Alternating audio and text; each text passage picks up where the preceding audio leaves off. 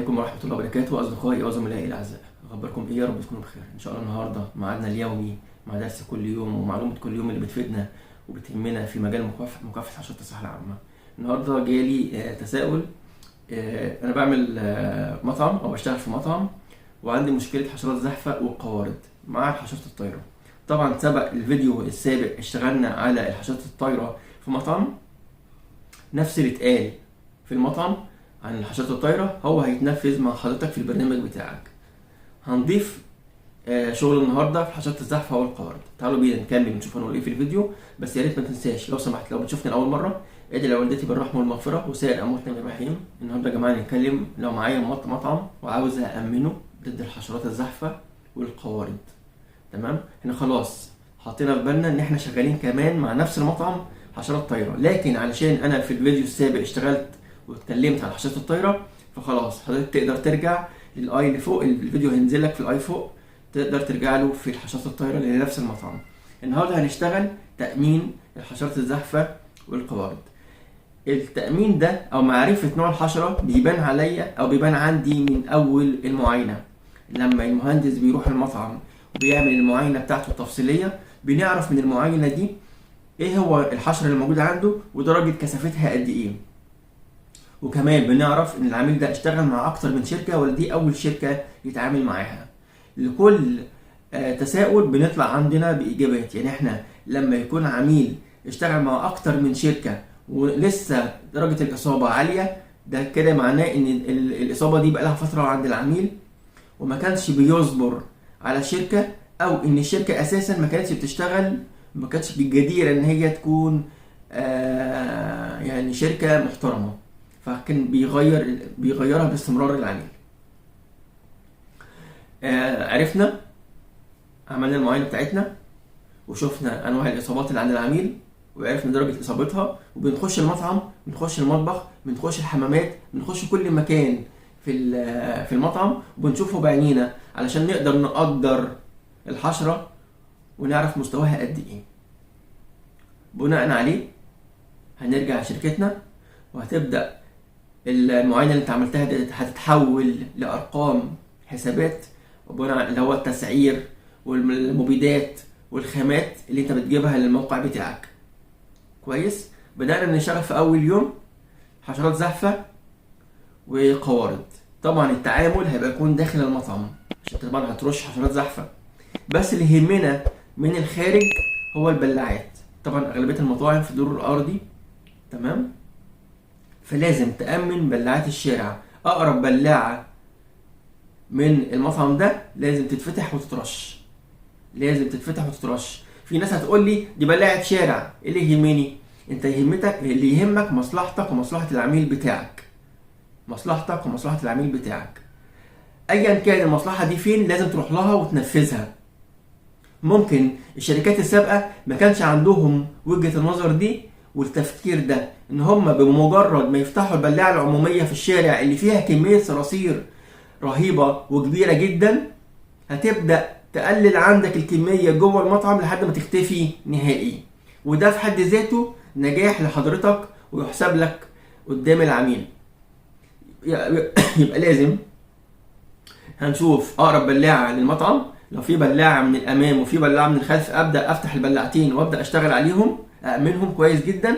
ممكن لو انا اشتغلت كويس في اول مرة بس، يعني انا ارش البلاعة مرة واحدة بس، ممكن تقعد معايا سنة كاملة.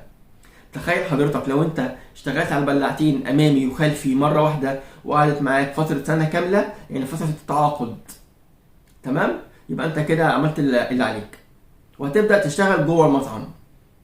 واحنا قلنا ونبهنا اكتر من مرة علشان تشتغل جوه مطعم وترش حشرات زحفة لازم تأمن الخامات بتاعة الاكل والشرب، ولازم تأمن المعدات بتاعة الاكل والشرب قبل ما تبدأ تتعامل بمبيدات. حتى لو انت بتشتغل بمبيد عديم الريحة، تاني مرة نكرر، حتى لو انت بتشتغل بمبيد عديم الريحة لازم اجراءاتك الامنية واجراءات السيفتي عندك تاخدها على اكمل وجه. يعني انا لو بشتغل بمبيد عديم الريحة هي اجراءات السيفتي معايا لو انا شغال بمبيد له ريحة. في الاول وفي الاخر ده مبيد حشري، فلازم لا ضرر ولا ضرار. حط القاعده دي دايما في بالك. بدانا نشتغل، فضينا الاماكن بتاعتنا، بدانا نشتغل. طبعا في ناس كتير تسالني هشتغل امتى، بالليل ولا بالنهار؟ طبعا انا بشتغل حشرات زحفه، يبقى مع لاست اوردر او ما العميل خلاص اخر اوردر بيتم عنده وبيقفل خلاص، هما بيقفلوا بينظفوا بيخرجوا بره المطعم، وتبدا حضرتك تخش انت المطعم انت والرجاله بتوعك، تبدا ترش المطعم. فتره الامان او فتره اللي بعد الرش ما بين هما لما بيقفلوا المطعم ويجي الصبح يبدا ينظف، الفتره دي كافيه ان المبيد يقوم بدوره ويموت الحشرات اللي موجوده. يبقى دلوقتي اهم حاجه عندي تقفيلي كويس، وطبعا كل فيديو هقول لك في الرش لازم تقفل المطعم بتاعك كويس. اماكن الشفاطات تقفلها بكاس مشمع، عشان الشفاطات ممكن تكون الريش متسابه مفتوحه، فالريشه مفتوحه يعني الهواء اللي انت هترش بالمبيد جوه المطعم هيخرج من الشفاطات لبره المطعم، يبقى انت المطبخ مش مستفيد بحاجه من الرش. يبقى لازم لو عندي شفاطات اقفلها بكاس مشمع وتكون محكمه الغلق. اي منفذ تهويه اقفله، اخد اجراءات السيفتي بتاعتي، الكمامه والجوانتي اكون لابسهم، وابدا افتح مبيداتي، ابدا اخلط مبيداتي، ابدا احطها في الرشاشات. طبعا احنا قلنا مزج المبيد مع الرشاشه بيكون المبيد الاول تحت وبعد كده بحط عليه الميه، مش زي حضرات المهندسين الافاضل اللي خدوا فيديو من عندي وراحوا حطوه على منتدى من المنتديات بتاعتهم وقالوا لك ايه المهندس بيعمله دوت، والكلام ده غلط والكلام ده عار من الصحه، والمبيد كده بيخش في الخرطوم بتاع الرش، والمبيد كده مش الرشاشه يعني مش مستفيده بالمبيد ده، المهندس بيقول اي كلام. حضرتك يعني معلش باسلوب علمي، احنا بنحط مبيد 80 سم او 100 سم بالكتير قوي، بتحط 100 سم.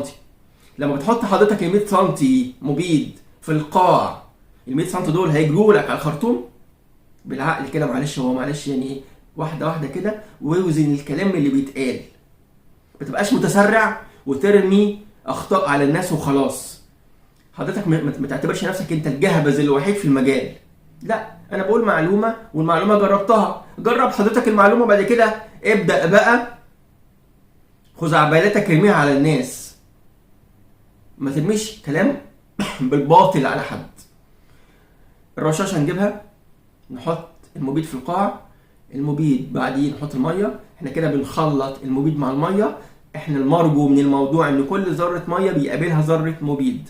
الرشاشه حضرتك مش هتشتغل الا عن طريق ضغط الهواء، يعني المبيد الاولاني اللي انا حطيته نمره 1 تحت مش هيجري في الخرطوم الا بعد ما اعمل ضغط هواء اللي هيخلي كميه الميه تخرج مع المبيد. يبقى ازاي المبيد لوحده والرشاشه فاضيه هيجري على الخرطوم ويمشي ويخرج والكلام اللي يتقال ده، وتلاقي ناس بتسقف له وتمام يا باشمهندس ده انت تمام ده انت عرفت ايه اللي بتقال ده. طبعا انا ماليش دعوه بالكلام ده، انا بقرا التعليقات وبقرا السلبيات بس انا ما بردش ولا بحط دماغي في المواضيع دي. انت برضو كمهندس وهتمشي في مجالك ما تلتفتش عن طريقك، ما دام انت عارف ان انت صح كمل في طريقك صح، مالكش دعوه باي حد يعرقل منك او يقلل همتك او يقلل روحك المعنويه. يبقى الرشاشه بتاعتي مبيد الاول، بعد كده الميه، بعد كده ببدا اضغط الرشاشه بتاعتي بعد قفلها وابدا ارش. لو انا عندي هنتكلم النهارده لو الكثافه بتاعت الصرصار عاليه يبقى لازم ارش كل سنتي في المطبخ هيترش. انا مصلحتي ان كل سنتي يحصل فيه تفتيت ذرات الاكسجين في الجزء ده، يعني المنطقه دي يحصل في كل سنتي تفتيت ذرات الاكسجين، الحشره ما تلاقيش هواء تتنفسه تخرج من مخبأها تتخنق تموت. ده اللي انا عايزه وده اللي انت لازم توصل له. تمام؟ لازم تقفل صح ولازم تشتغل صح ولازم تعمل رشاشتك صح بمبيدك صح وتبدا ترش صح.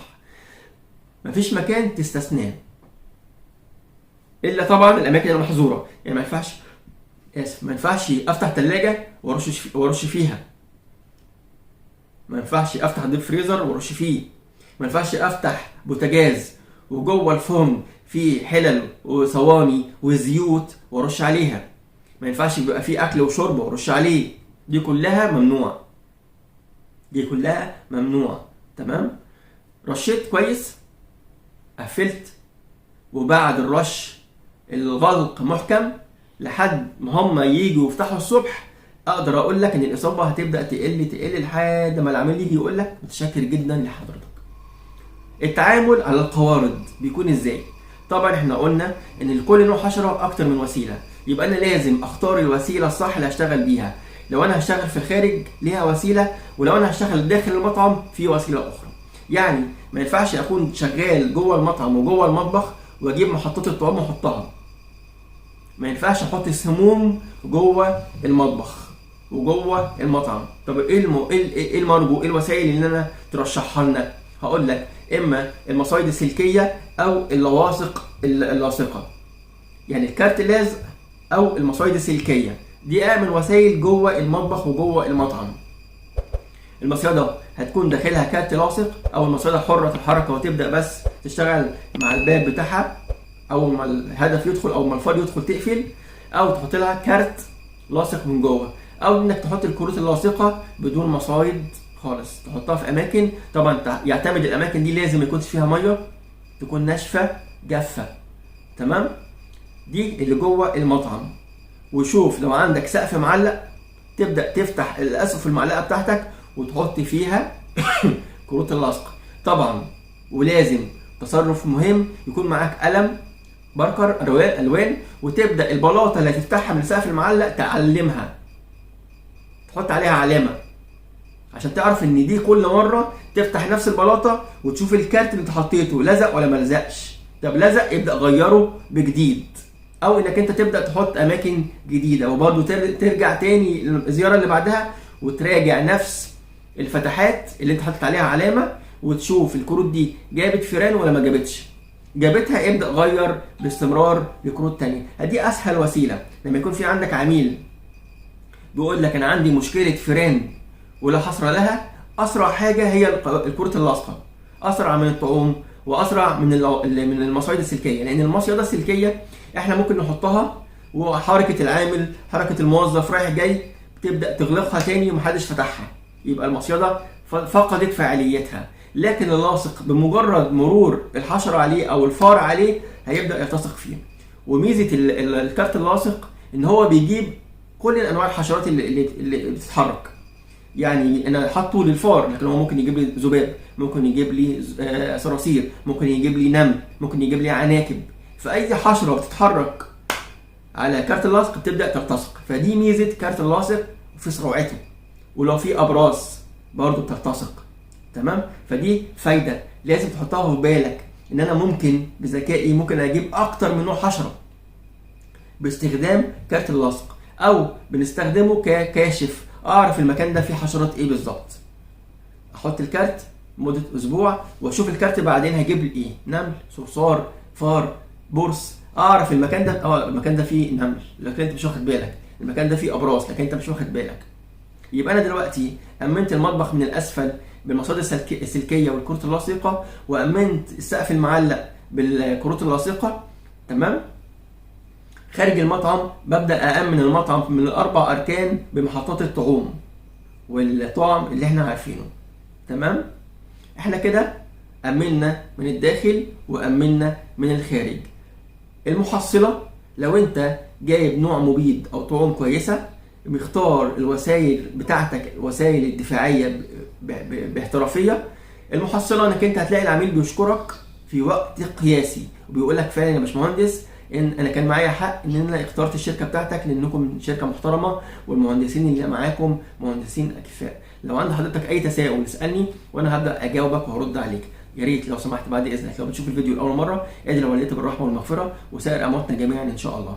السلام عليكم ورحمه الله وبركاته.